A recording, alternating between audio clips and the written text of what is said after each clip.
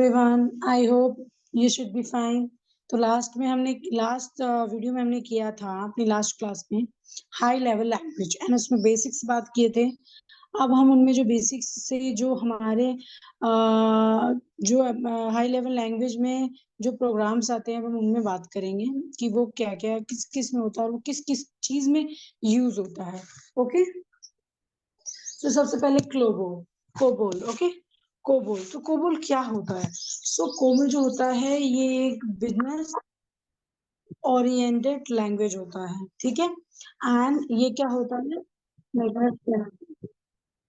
Standardise language used for chemical application, commercial applications होते हैं ये, ठीक है। अब यहाँ तक तो आई होप कि आपको समझ में आ गया होगा। अब इसके बारे में ना मैं थोड़ा आपको अलग से भी बता देती हूँ। Wait a minute. जैसे कि अगर हम बात करें कि ग्लोबो होता क्या है, तो सबसे पहले ये एक बिजनेस लैंग्वेज है, ठीक है, जिसका यूज मतलब बहुत होता है बिजनेस टाइप में। अब इसकी ना मैं डिटेल में आपको बताना चाहती थी, इसकी फुल फॉर्म तो यहाँ लिखा हुआ है, ठीक है। Wait a minute. Common business oriented language जो होता है ये एक प्रोग्रामिंग लैंग्वेज होता है। सिमिलरली अगर हम बात करें, मैं आपको इसके बारे में ना अलग से बता रही हूँ कि जिसको आपको इसके बारे में पता हो। ये कोई छोटी चीज नहीं है, बहुत बड़ी चीज है। तो ये प्रोग्रामिंग लैंग्वेज होता है सिमिलरली टू इंग्लिश, ठीक है। एंड इसका यूज कहाँ का होता है? डेवलप्ड बिजनेस में होता है, ओरिएंटेड एप्लीकेशंस में होता है, and in the area of, ठीक है, केमिकल डेटा प्रोसेसिंग में भी होता है, ठीक है। एंड ये ऑलमोस्ट ये बहुत ऐसे यूजेस हैं। अगर हम इसके कुछ एग्जांपल्स की बात करें तो high level programming language for transaction and batch processing task होता है, एंड इसमें बहुत सारी चीजें आती हैं, ठीक है। ये सपोर्ट करता है बिजनेस एंड फाइनेंशियल एप्लीकेशंस को, ठीक है। अब हम बात करेंगे नीचे जो दे रखा है उसके बारे में। सो फोर्ट्रेन क्या होता है? फोर्ट्रेन फॉर्मूला ट्रांसलेशन, ठीक है, developed for solving mathematical and scientific problems, ठीक है। फोर्ट्रेन है, ये फॉर्मूला होता है ट्रांसलेशन का, एंड ये डेवलप्ड हुआ है for solving mathematical and scientific problems है, and one of the most popular language among scientific community. Okay, यहाँ पर आपको C and C plus plus ही बता रखा है। Structure programming language use for all purpose such as a scientific applications. यहाँ पर देखो ये जो आपको दे रखा है ना सी, तो ये क्या होता है? ये ऐसे बना हुआ है जो लैंग्वेज यहाँ पर प्रोग्रामिंग लैंग्वेज है, ऑल पर्पस के लिए जितना भी लैंग्वेजेस यूज होती हैं, प्रोग्रामिंग यूज होता है, एप्लीकेशन यूज होता है, उसे डेवलप्ड गेम में बनाया जाता है वो किसकी हेल्प से? सी से। एंड सी प्लस प्लस जो ऑब्जेक्ट है ये ओरिजेंटेड प्रोग्रामिंग लैंग्वेज है, इसका यूज फॉर जनरल पर्पस के लिए किया जाता है। Like what? चलो हम नीचे थोड़ा बात करते हैं।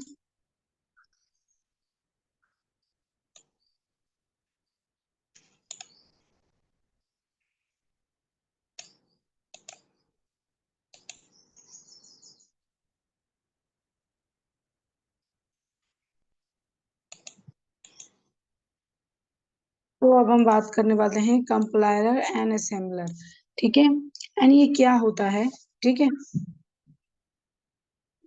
तो as you know that high level language is a machine independent and assembly language thought is a machine depend yet ठीक है।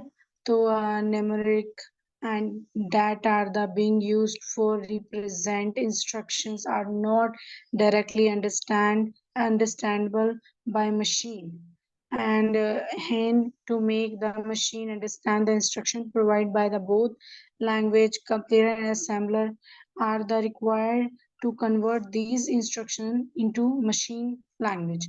So पहले मैं आपको ये समझा देती हूँ। तो ये जो हमारा जो ये इसमें जो कंपाइलर असेंबलर बता रखा है ये डिफरेंट बिटवीन होते हैं, ठीक है। एंड ये जो कंप्लायर है इज यूज टू, इसको हम यूज करते हैं high level programming language code को मशीन लैंग्वेज कोड में बदलने के लिए। ऑन द अदर हैंड अगर हम बात करें तो assembler convert assembly level language code into machine level language code. ठीक है। एंड बोथ दिस टर्म, ये जो दोनों बोथ टर्म्स होते हैं ये कंटेक्स्ट होते हैं प्रोग्रामिंग से, ठीक है, प्रोग्राम से। तो आई होप कि आपको ये समझ आ गया होगा, इसमें भी वही बता रखा है। And the software set of program है that the read of program, जो हम रीड कर सकते हैं एंड प्रोग्राम को लिख सकते हैं इन्हें हाई लेवल लैंग्वेज में, एंड उसको ट्रांसलेट करते हैं इनटू इक्विवेलेंट प्रोग्राम में। ठीक है। तो equivalent program is a machine language is called है, क्या है ये, कंपाइलर। ठीक है। तो ये मैंने आपको बता दिया। And the program write by the programmer in high level language is called, उसको हम क्या बोलते हैं, सोर्स प्रोग्राम। ठीक है, source program. And the program generate by a compiler and translation is called a object program. अब नीचे आपको देखो कंप्लेयर के बारे में क्या बता रखा है।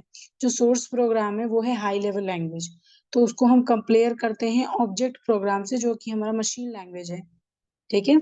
And the software set of program है that the read program, and उसको लिख सकते हैं असेंबली लैंग्वेज, ट्रांसलेट कर सकते हैं इनटू दिस। ये तो मे बी कि हमने रीड कर लिया है, अच्छा नहीं किया।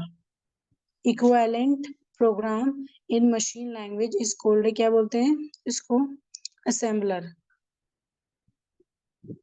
असेंबलर, ठीक है, इसको हम बोलते हैं असेंबलर। अब नीचे आपको क्या दे रखा है वही बता रखा है असेंबलर का।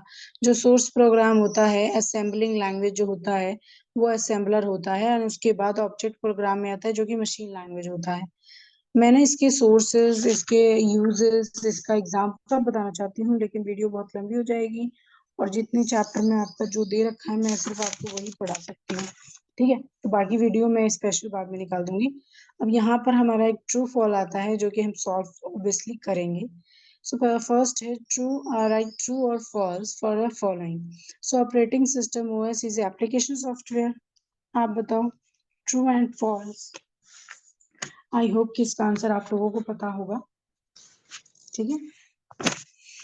एंड ये and high level language are the easy to program than the low level language. इसका आंसर आपको ऑब्वियसली पता होगा, जिसको नहीं पता उसको मैं बता दे। तो मैं आपको इसका आंसर में बता ही देती हूँ। जो हमारा ऑपरेटिंग सिस्टम है OS is a application software, true और फॉल्स। फॉल्स, ये हमारा एप्लीकेशन सॉफ्टवेयर नहीं है। Okay, high level language are the easy to program than the low level language, true or false?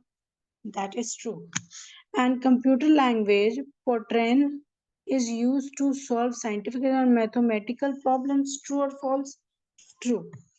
And C is a object organizant programming language, true or false? False. Okay, compare, convert high level language into a machine language. Yes, that is true. तो ये थे आपके कुछ tick the correct था ये आपका just. And नीचे है what you have learned and a computer use for any event this. तो इसमें बता रखा है कंप्यूटर हम यूज करते हैं एंड उसके जो इंटरनल डिवाइस होते हैं such as a keyboard, mouse, monitor, speaker, which are called a, क्या बोलते हैं हम, peripheral device। ठीक है। And in this lesson we have discuss in detail about the major. तो इसके बारे में यहाँ पे डिस्कस की करेंगे हम और। ठीक है। सो peripheral डिवाइस जो कि हमारा यूजफुल है कंप्यूटर का, इंटरनल जो डिवाइसेस होते हैं keyboard, mouse, monitor, speaker, are called, उनको हम क्या बोलते हैं, peripheral devices। ठीक है। In this lesson we will discuss in detail about the major peripheral device of the computer system, and you have learned that the only hardware does not do anything of its own without the help of software। मतलब हमने इसमें पढ़ा कि जो hardware होता है वो कुछ नहीं कर सकता विदाउट हेल्प ऑफ सॉफ्टवेयर। क्या है, सॉफ्टवेयर उसको हेल्प चाहिए। And we have explain in a detail about the software. Software वो है जिसको हम टच नहीं कर सकते। ठीक है, टच नहीं कर सकते हैं। एंड हार्डवेयर वो है जिसको हम टच कर सकते हैं, वो टचेबल है। And it's type at the computer language use to prepare the software. ठीक है, तो हमने ये डिटेल में बात की, यही था। बाकी हमारे कुछ टर्म्स क्वेश्चन है। What is computer? Computer is electronic device which take radio data from the user and give the result called output. तो ये एंड डायग्राम बनाना है आपको, जो कि हमारे मैं आपको एक में बताती हूँ, जो कि हमारा दे रखा था कंप्यूटर ऑर्गेनाइजेशन में। सो उसमें बता रखा था memory control unit and arithmetic logic unit. तो वैसा आपको डायग्राम बनाना है एंड द कंप्यूटर सिस्टम को एक्सप्लेन करना है, उसके फंक्शंस को एंड उसके वेरियस यूनिट्स को।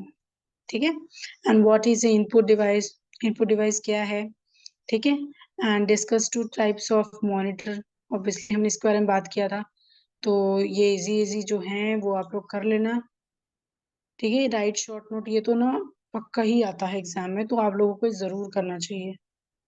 And that's it.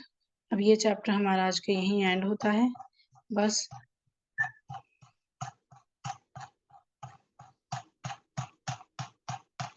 And thank you for watching. ये हमारा चैप्टर फर्स्ट था।